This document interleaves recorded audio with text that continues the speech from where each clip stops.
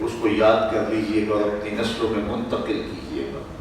صحابہ میں سب سے آخر میں جس نے انتقال کیا ہے اس صحابی کا نام ہے حضرت ابو طفیل رضی اللہ تعالیٰ عنہ۔ سن 110 ہجری میں ان کا وصال ہوا ہے۔ حضور کا وصال ہوا ہے سن 11 ہجری کے اوائل میں، اور ان کا وصال ہوا ہے سن 110 ہجری میں۔ تو گویا حضور کے وصال کے 100 سال بعد تک بھی یہ بقید حیات رہے۔ حج کا موسم تھا، ہجوم عاشقاں تھا، اور لوگ دور و نزدیک سے آئے ہوئے تھے۔ یہ ایک اونچی جگہ پہ ٹیلے پہ چڑھ گئے اور لوگوں سے مخاطبہ کر کے کہا، لوگوں آؤ اس وقت روئے زمین پہ میرے علاوہ کوئی نہیں جس نے حضور کو دیکھا، آؤ مجھ سے حضور کی باتیں سنو۔ کیا پیار اور کیا محبت کے لوگ امٹ کے ہجوم کر کے ان کے گرد جمع ہو گئے۔ میرے جیسا نکما شخص بھی آج اگر دنیا کے کسی کونے پہ جاتا ہے تو لوگ دور دور سے ملنے کے لیے دوڑتے ہیں، تو میں اگر اپنے اندر اتروں اور دیکھوں کہ میں کون ہوں، میری اوقات اور حیثیت کیا ہے، تو مجھے سوائے کوتاہیوں کے اپنے اندر کچھ نظر نہیں آتا۔ تو پھر میں دیکھتا ہوں ان لوگوں کا پیار کیوں ہے، تو میں یہ سوچتا ہوں کہ صرف ایک ہی وجہ ہے کہ میرے لبوں پہ حضور کا نام ہے۔ تو اگر میرے لبوں پہ حضور کے نام کا وظیفہ ہو تو لوگ مجھے اپنی پلکوں پہ بٹھائیں، عزت کی مسندیں بچھائیں۔ اور جب ایک صحابی نصیب ہو گیا پھر تابعین کا عالم کیا ہوگا۔ تو کہا، لوگوں آؤ اس وقت ہوئے زمین پہ میرے علاوہ کوئی نہیں جس نے حضور کو دیکھا۔ کیا ناز ہے۔ ہمارے استاد ہوتے تھے سر محمد علی ہاشم، اللہ ان کی قبر پہ رحمت نازل کرے۔ جب وہ کبھی بات ہوتی، چونکہ میں بالکل بچہ تھا اور وہ عمر کے آخری حصے میں تھے، تو جب کبھی بات ہوتی تو بڑے ناز سے کہتے کہ میں اقبال کی مجلسوں میں بیٹھتا رہا ہوں، میں داد دہلوی کو دیکھا ہے۔ مولانا ظفر علی خان کا زمیندار اخبار چھپتا تھا تو استاد محترم کمال درجے کے کاتب تھے، تو اس کی شاہ سرخیاں وہ لکھتے تھے، تو بڑے ناز سے کہتے کہ میں ان کا مصاحب رہا ہوں۔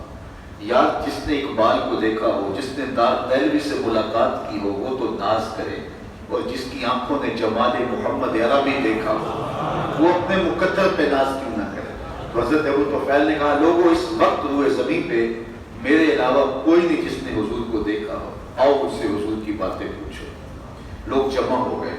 اچھا حج کا موسم تھا تو لوگوں نے حج کے مسائل بھی پوچھے ہوں گے، کیونکہ حج کے موسم پہ کوئی عالمانہ وضاحت کا شخص مل جائے تو لوگ اس کو مسائل حج پوچھتے ہیں، چونکہ یہ سال کے بعد کی عبادت ہے، اکثر لوگ پہلی بار گئے ہوتے ہیں۔ چلو ہر سال بھی جاتے ہوں تو یہ عید ہر سال پڑھتے ہیں تو ہر سال ہی طریقہ بتانا پڑتا ہے، تو حج بھی سالانہ عبادت ہے، تو وہاں ہر بندہ پوچھتا ہوتا ہے، جناب طواف زیارہ کیسے کرنا ہے، منا کے اعمال اور معمولات کیا ہوں گے، مزدلفہ کی رات کیسے گزاروں۔ تو ایک صحابی مل گیا تو تابعین نے یہی سوال کیے ہوں گے، لیکن تاریخ کا جواب نفی میں ہے۔ کسی نے کوئی سوال نہیں کیا کہ حج کیسے کرنا ہے، منا کی راتیں کیسے گزارنی ہے، مزدلفہ کی شب، ربی جماعت، کچھ نہیں سوال کیا۔ کہا، اچھا تم نے حضور کو دیکھا ہے؟ تو ابو طفیل نے کہا، میری ان آنکھوں نے دیکھا ہے، میں ناز کرتا ہوں میں نے انہیں دیکھا ہے۔ تو انہوں نے کہا، صرف لنا رسول اللہ صلی اللہ علیہ وسلم، اگر آپ نے حضور کو دیکھا ہے تو ہمیں حضور کا حلیہ بیان کریں۔ تو حضرت ابو طفیل نے 3 لفظوں میں حضور کا حلیہ بیان کیا، وہ یاد کر لیجیے۔ میں آپ کو یہ نسخہ بتاؤں، یہ جو سنیاسی بابے ہوتے ہیں نا، یہ 7 ہی نسخے لے کے مر جاتے ہیں، کسی کو بتاتے نہیں، لیکن یہ میں نسخہ آپ کو بتانا چاہتا ہوں۔ اگر تم چاہو کہ لوگ تم سے پیار کریں، حضور کے حسن کا تذکرہ کیا کرو، لوگ تم سے ٹوٹ کے پیار کریں۔ اب یہ حدیث یاد کر لو، حضرت ابو طفیل نے 3 لفظوں میں حضور کا حلیہ بیان کیا۔ کان رسول اللہ صلی اللہ علیہ وسلم ابیض ملیحا مقصدا، کہا ایک تو چٹے رنگ کے تھے، حضور کا رنگ سفید تھا، بالکل سفید چونے کی طرح نہیں، بلکہ سرخی کی آمیزش لیے ہوئے حضور کا رنگ سفید تھا۔ انہوں نے ابیض کا لفظ اس لیے بولا کہ حضور کے لیے جو گھر میں حضور کے دادا محترم نے عرفی نام حضور کا رکھا ہوا تھا، لاڈ سے وہ ابیض تھا۔ دادا اپنے بیٹے کا پوتے کا نام رکھ لیتا نا لاڈ سے پکارنے کے لیے، کا نام حضور کے دادا نے یہ رکھا تھا ابید. جب لاٹ سے پکارتے تو کہتے یا ابید، اے گورے رنگ والے. تو ابید کا لفظ جو حضور کے خاندان میں حضور کے لیے چلا آ رہا تھا، جب قحط پڑ گیا مکے میں اور لوگ حضور کے چچا کے پاس آئے اور کہا کہ جناب، ابن اساکر نے لکھا اس کو، جناب بارش نہیں ہو رہی اور آپ آل اسماعیل سے ہیں، فرمایا سین حرم میں آؤ، میں بھی آتا ہوں، اللہ کی بارگاہ میں دعا کرتے. حضور کی عمر 8 سال تھی. تو حضور کے چچا ابو طالب حضور کو لے کر کے سین حرم میں پہنچے تو بہت بڑا ہجوم تھا لوگوں کا. تو انہوں نے حضور کو کعبۃ اللہ کی دیوار کے ساتھ یوں کھڑا کیا کہ حضور کی پشت دیوار کعبہ سے مس ہو رہی تھی، اور ایسے ہاتھ پھیلا کے کہا مالک اس گوری رنگت والے کے صدقے بارش ڈال دے. کہتے ہیں لوگ ابھی گھروں کو نہیں پہنچے تھے کہ چھم چھم می برسنے لگا. اللہ اکبر. اچھا، جب حضور نے اعلان نبوت کیا تو قریش مخالف ہو گئے. شاب ابی طالب میں خاندان سمیت حضور کو 3 سال جو ہے وہ ذیت بری زندگی کاٹنا پڑی. تو یہ قریش حضور تک غلہ نہیں پہنچنے دیتے تھے. کوئی باہر سے بکنے بھی آتا تو اس کو خرید لیتے تاکہ کوئی ادھر نہ چلا جائے. تو پتے کھا کھا کے یہ لوگ گزر اوقات کرتے تھے. تو اس وقت حضور کے چچا نے حضور کی شان میں ایک قصیدہ لکھا اور اس میں اس واقعے کی طرف اشارہ کر کے قریش کو یہ بات جتلائی کہ آج تم پانی نہیں پہنچنے دیتے، آج تم کھانا نہیں آنے دیتے.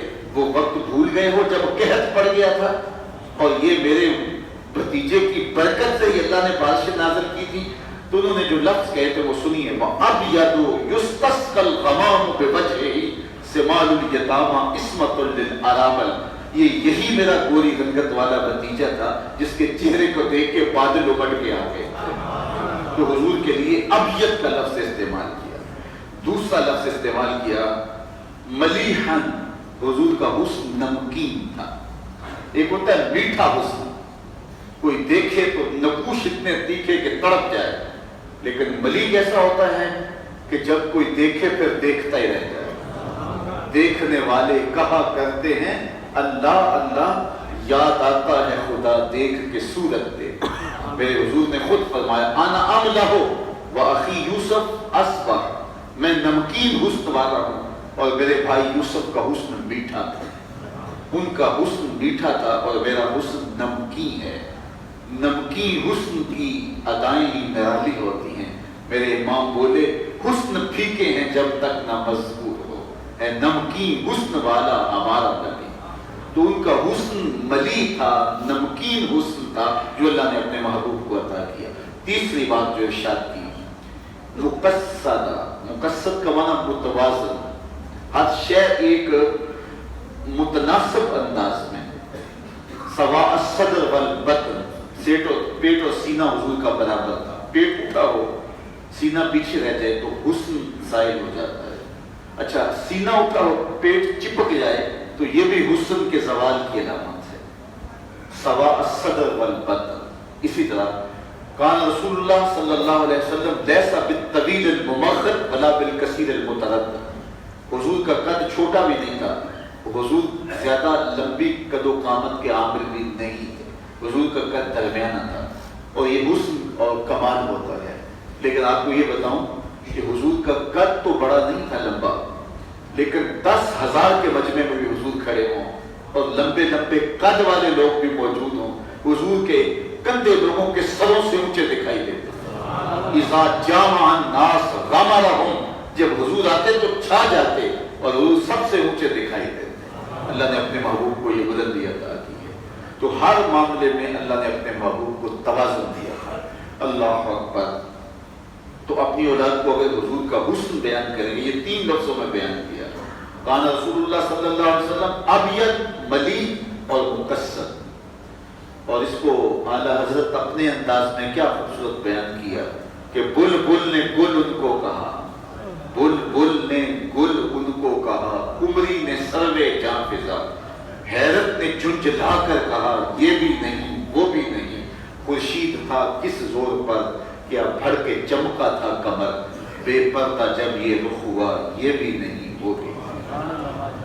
تیسری بات، اور میرا وقت اختتام کو پہنچ گیا، کہ اپنی اولاد کو حضور کی سیرت سکھاؤ. صاحب سیرت کے ساتھ ان का मोहब्बत का रब्त कायम होगा। अब सीरत किसी की कैसे मालूम हो?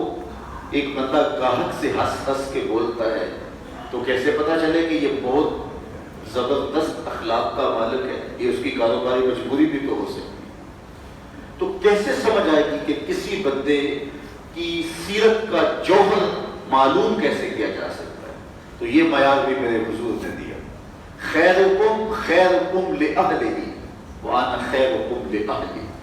तुम में से बेहतर वो है जो अपने अहले खाना के साथ बेहतर है, और मैं तुम में सबसे ज्यादा अपने अहले खाना के साथ बेहतर। हुजूर का जब विसाल हुआ तो 9 अज़वाज हुजूर के निकाह में थी, एक को भी हुजूर पे शिकायत नहीं थी। ये हुजूर की आयली जिंदगी है और ये हुजूर के किरदार की झलक है। उम्मुल मोमिनीन सैयद आयशा फरमाती है रज़ियल्लाहु ताला अन्हा कि हुजूर हुमैरा कह के पुकारते थे। एक दिन आप खोरे में पानी लिए, पानी पी रही थी कि हुजूर तशरीफ ले आए, तो मैंने हुजूर को देखा तो हुजूर ने दूर से मुझे कहा, हुमैरा थोड़ा सा पानी मेरे लिए भी छोड़ देना। तो मैंने पानी छोड़ दिया तो आका करीम अलैहिस्सलाम ने मेरे हाथ से आप खोरा लिया, पानी पीने लगे तो फिर रोके और फिर मुझसे मुखातबा करते हुए कहा, आयशा जरा बताना तुमने होंठ कहाँ रखे थे? मैं वहां होंठ लगा के पानी पीना चाहता हूँ जहां तुमने होंठ रखे थे। मुझे ये बताओ, अगर शोहर का रवैया बीवी के साथ ये होगा तो घर जन्नत का टुकड़ा बनेगा या नहीं बनेगा? इसलिए उनकी सीरत का जब हम बयान अपनी औलाद के सामने रखेंगे तो उनके सीने में हुजूर का प्यार पैदा होगा। एक गैर मुस्लिम ने किसी जमाने में इस्लाम कबूल किया, उसे पूछा गया इस्लाम की किस कदर ने तुझे मुतासर किया?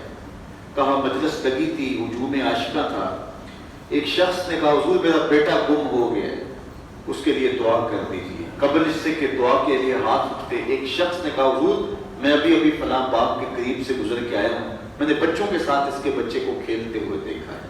उसने दौड़ लगा दी, फरमाया से बुलाया गया, बहुत जल्दी है। जी हुजूर आप जानते हैं कई दिनों से बेटा बिछड़ा है, मैं उसे मिलने के लिए बेताब हूँ, उसकी माँ अलग तड़प रही हो, और मैं जरूर जाऊँ, मैं रोकता नहीं, लेकिन मेरी एक बात याद रखना, जब बाग किनारे जाओ और बच्चों के साथ तुम्हारा बेटा खेलता हुआ तुम्हें नजर आए, उसको बेटा कह के आवाज नहीं देना, उसका जो नाम रखा है उस नाम से पुकारना। अर्ज की मेरा बेटा है, अगर मैं बेटा कह के पुकारूं तो क्या हर्ज है? फरमाया तुम कई दिनों से बिछड़े हो, तुम्हारे लहजे में भला की मिठास होगी और तुम नहीं जानते, हो सकता है खेलने वालों में कोई यतीम दिखेगा और उसका दिल चिर जाए कि आज मेरा बाप होता तो मुझे भी बेटा कह के पुकार। कहा ये शौक घर जाके पूरा कर ले। बेवा के सामने बीवी से प्यार करने से रोका, गरीब के सामने दौलत की नमाज करने से रोका।